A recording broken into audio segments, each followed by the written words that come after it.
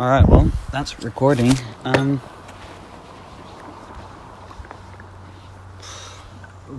Let's start with you, Rainer. Is the camera going? Yeah, it's been going for a while, that so I at all, just can capture the scene. Ooh, could you pass me that chocolate milk? None of y'all old enough to be slurping that shit. Rainer, how would you describe your Younger than all three. day so far?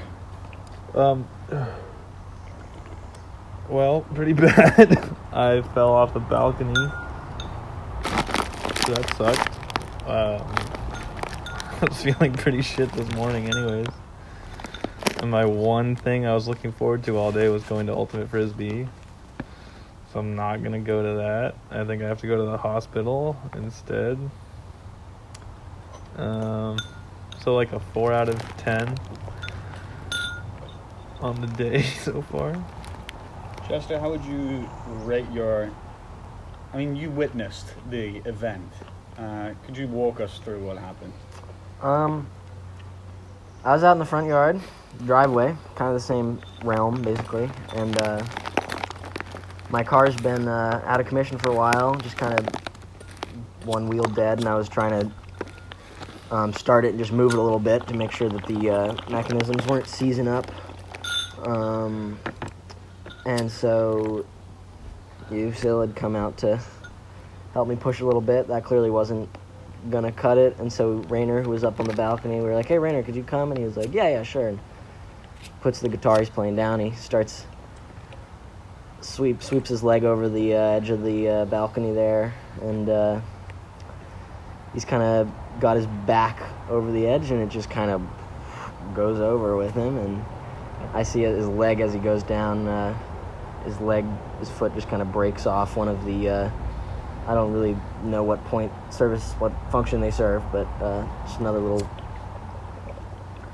thin beam coming off there. That snaps, he lands, and just a big old quarter of the deck railing just follows him. Thank God it didn't land on him. Yeah, true. I didn't even think about that. That would have been some serious shit. Want an Oreo? Yes, please. We're just going to have an Oreo now, so everything should be okay. Yes, the I last don't one. want to take your order. No, I got one in there that's melting. Okay.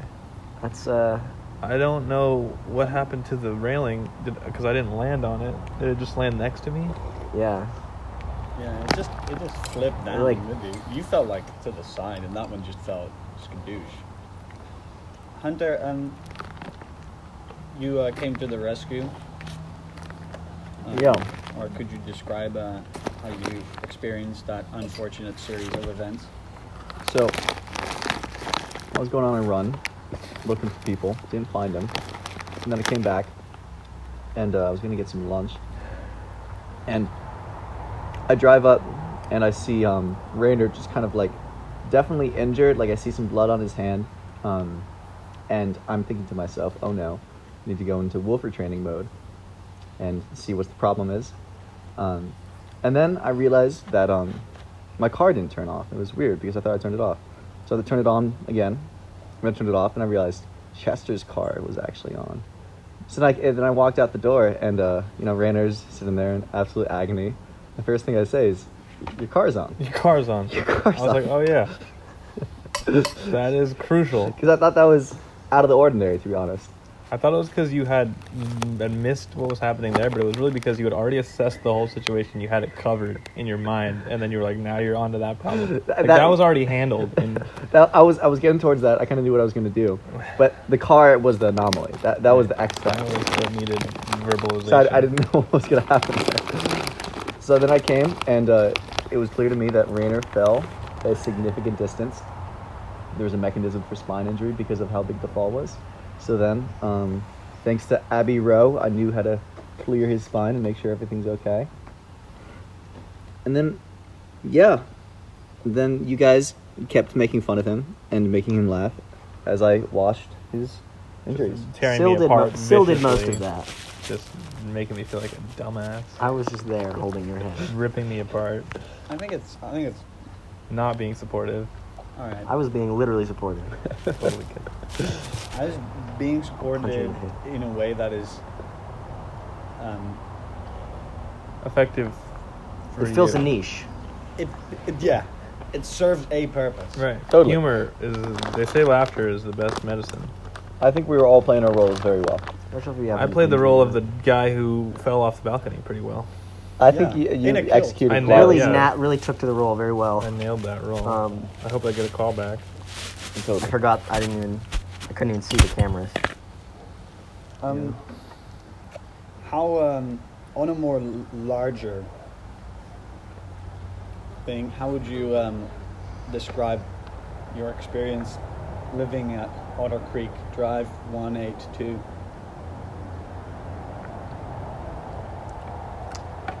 Probably with words. Yeah, words. Probably how I would approach it. What's the first? Interpretive dance sometimes. I have expressed it in song. It's been nice. I get to live with my friends. We've been making a lot of music.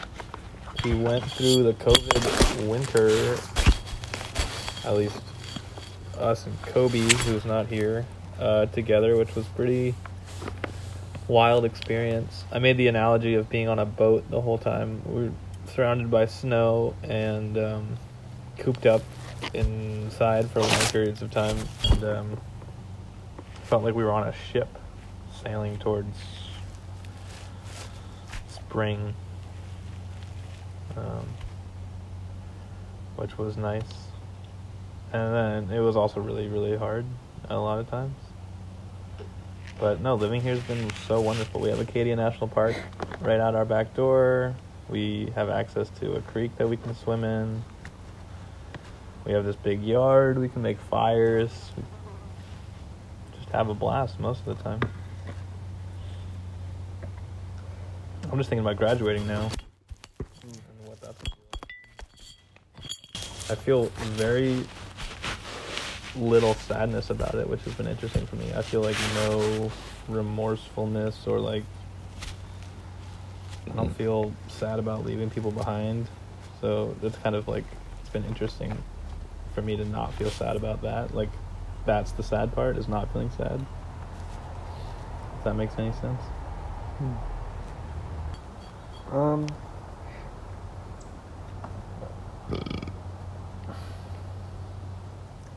I guess I've really learned to trust these guys. Probably more than anybody I've lived with by leaps and bounds.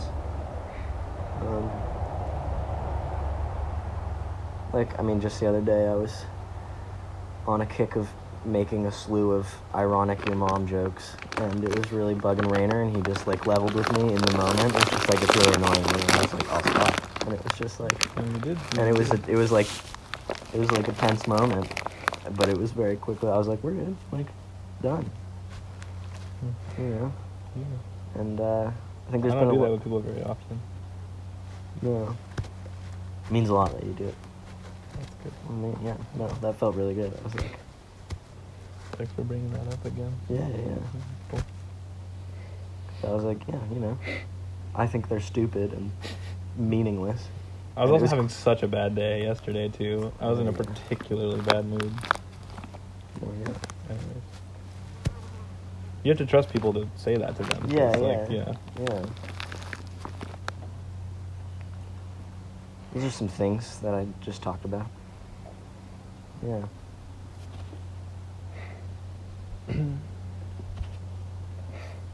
Living here has been great. The best housing situation I've been in. I think it's the first time I was living with people that like were and have become really close friends.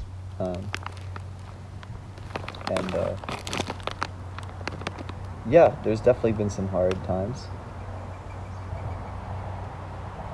I feel similar to Chester, learn to trust these people, and also just learning a lot about living in relation with other people. You know, how to communicate effectively, establish boundaries, have good routines, you know, communicate my needs, and yeah, it's been really wonderful. And being so close to Acadia has been such a gift. yeah, I can't think of anyone else I would have wanted to spend this time with. As I have. And then Phil and Molly moved in, and the fun just exponentially increased. That was seriously gas on the fire. Oh yeah.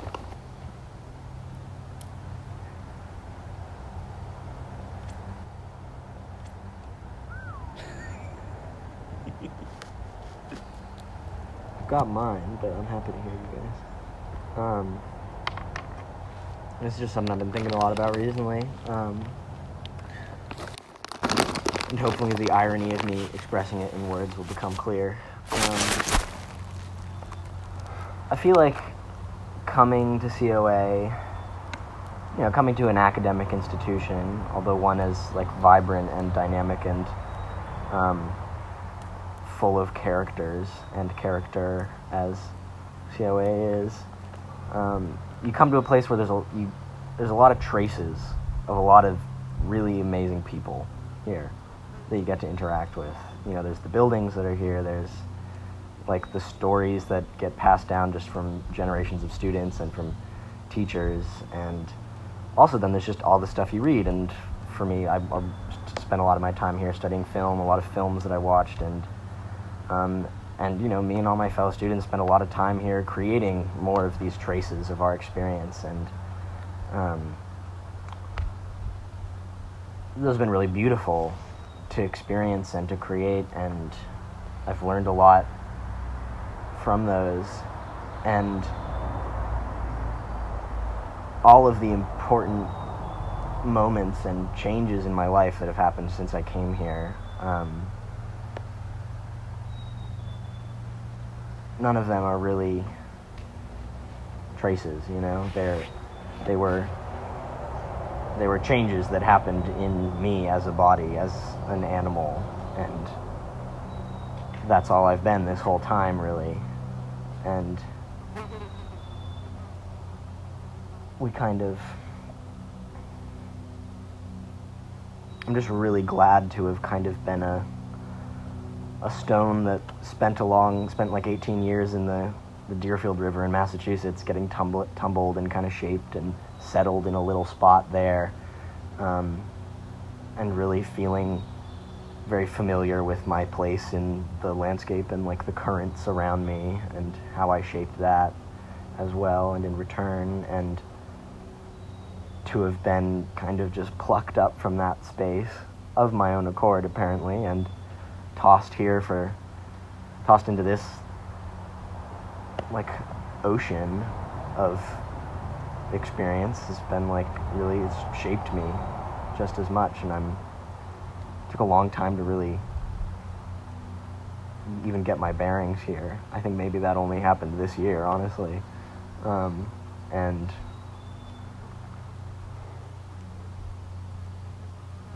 there's no reforming the stone, but you can keep transforming and leave little marks along the way that people go, oh wow, some crazy shit happened like 15 years ago. May never meet that dude, I've just been really grateful to be doing that with all of these people and all the people that I came here with and people who showed up along the way.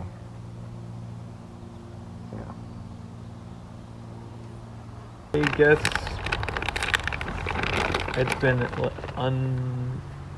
unbelievable to be here for 4 years. I'm trying to think about when I first came here. I was 18. I didn't know anything about anything. I was really excited about the people here, I think. That was defined a lot of my experience. I would also say, for sure, just to get this out of the way, that most of my experience at COA, a lot of my experience at COA, was about learning about falling in love and heartbreak. That was really a significant part of my journey at COA, and I know that's not exactly, that can happen anywhere. It's not specific to COA necessarily in terms of this place as an institution, but I think the people here are fascinating. Something about this place attracts just really interesting people, really amazing people, and engaging with them and falling in love with them, the different people. It's been a really interesting experience. I've learned a lot. And of course, exploring the environment here, the natural environment, been really sacred. Exploring the ocean, swimming in the ocean, and being next to the ocean is just wild, super mysterious wilderness. And I grew up in Wyoming, where I didn't have access to the ocean, obviously, and I had seen the ocean before, but I'd never spent any longer than a couple weeks by the ocean. I established relationships with professors in ways that I'd never had before, like Bill Carpenter was someone who was really a significant person for me here, and John Cooper, some other folks. And it changed my life in a lot of ways. I'm totally a different person. I can't even talk about exactly what that means. It was happening constantly, and 4 years of constant change. I don't know how to sum that up. I think going to Taiwan, me and Chester went to Taiwan together, and I was studying Buddhism, and I was meditating every day, and I found something in myself that I never knew existed. I didn't take psychedelics before I came to COA. That changed everything. Yeah. And the classwork was good too. I don't know if it was the majority of my experience here. Yeah.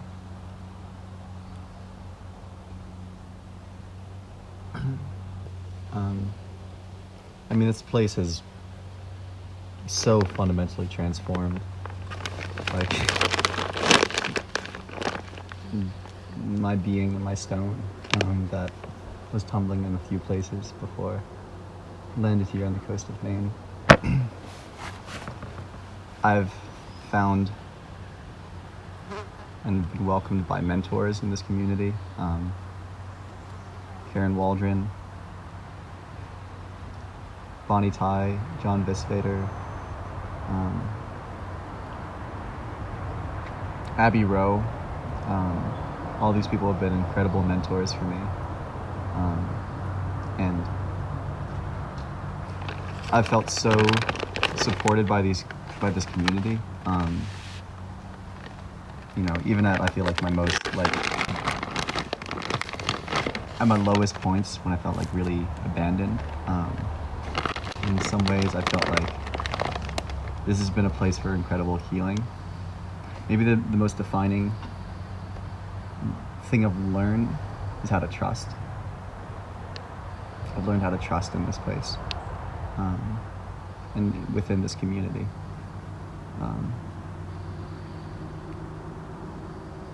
The general community, the spaces that we create, opportunities to connect and just speak about anything in the dining hall, individual conversations with friends.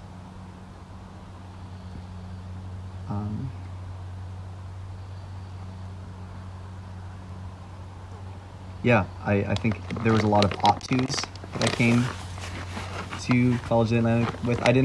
I landed at liberal arts college kind of by accident. I was driving with my dad in Mercedes-Benz, looking at all the fancy colleges in Maine. We looked at Kobi and Bates and Bowdoin, and that's where I was going to apply, because that was the kind of prestigious places that would be respected by my family. And then in the New York Times, on like the second page or something, my dad just had a copy of the New York Times that was talking about this little tiny college on the coast of Maine near Bar Harbor. And my dad just insisted that we go and check it out because he wanted to see Acadia. And when I first got to College of the Atlantic, I was just like going on a tour with my dad, and immediately I like met Darren Collins, the president. He like shakes my hand, is talking to me. I encounter this really crazy wired-eyed professor with these big eyebrows, and just like looks at me and like darts across campus and looks at me, and he just asks me point blank, how do you approach the world?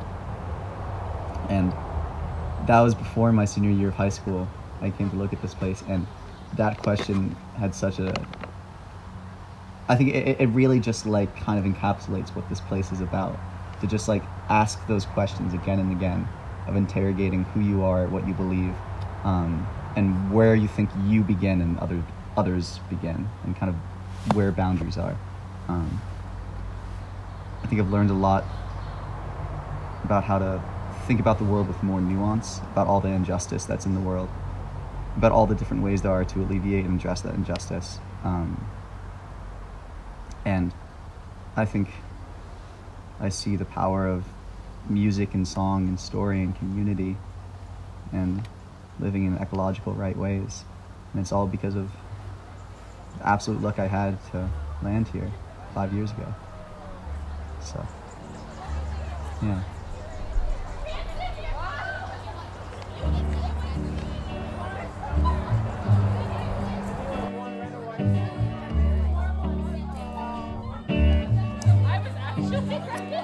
Made a resolution to never return.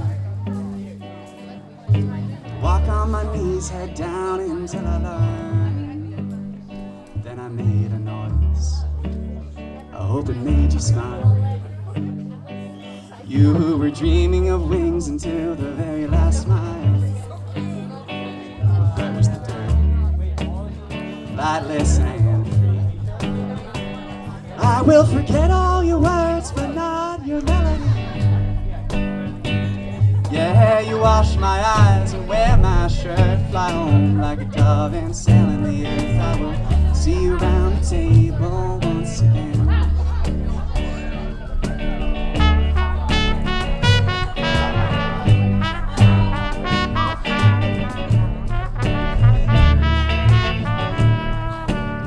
Rain arrived in a cyclone along the Teton Range. And Juniper will sing the songs that he's made. I got a friend that's a gem. I got a friend that's a rose. Yeah, I got a friend and she dresses me in her clothes. I may be wanting with wit, but I'm not aiming for it. This love is a fire, turn me down so I can go.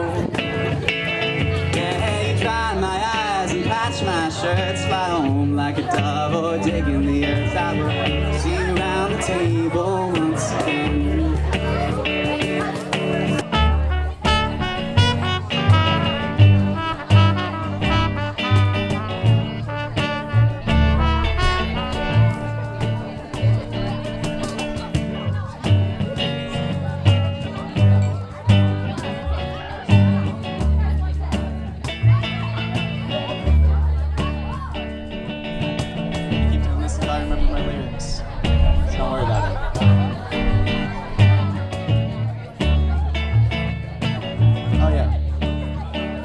Place is a home like any I've known. The walls would shake, sometimes I felt alone. But then a bird would poop right on my head. And I count myself lucky to be among the dead. Oh yeah, here we are with all our ghosts. And a parallel party for all their phantom bones. Yeah, they blind my eyes and wear my shirt. Fly home like a dove and dig in the earth. I will see you around the table once again. Yeah, you wash my